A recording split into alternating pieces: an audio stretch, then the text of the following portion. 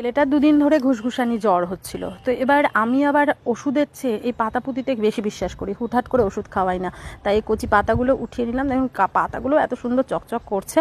তো পাতাগুলো উঠিয়ে নিয়ে এর রস করে আমি ওকে খাওয়াবো। এই পাতার খুবই গুণ, অরুচি থাকলে বড়া করেও এগুলো খাওয়া যায়। তো পাতাগুলোকে ভালো করে আমি কচলিয়ে তবুও ধুয়ে নিলাম, পরিষ্কার ছিল তবুও, দিয়ে কচলিয়ে ধুয়ে রস বের করে ওকে আমি খাওয়াবো। কারণ হচ্ছে এটাতে যেমন মুখে রুচিও আসবে এবং জ্বরটাও কিন্তু কমে যাবে, সত্যি সত্যি কমে যায়। আমি ছোটোবেলা থেকে ওদেরকে ওষুধপত্র একটু কমই খাইয়েছি, এগুলোতেই আমি বিশ্বাস করি বেশি। তো দেখুন কচলাতে কচলাতে কত গাঢ় রস বেরিয়ে গেছে। তো এই রসগুলো কিন্তু কচলে জল না মিশিয়ে কচলাতে কচলাতে কিন্তু রস বেরিয়ে যাবে। আর এটাকে আমি একটু ভালো করে ছেঁকে নিয়ে তারপরে কিন্তু খাওয়াবো, না হলে গলায় আটকে যাবে ছোটো ছোটো পাতার কুচিগুলো থাকলে। এবার মানে ঠাকুমা দিদা মাকে দেখেছি যে লোহা গরম করে এর মধ্যে একটু দিত, তাই আমি ওই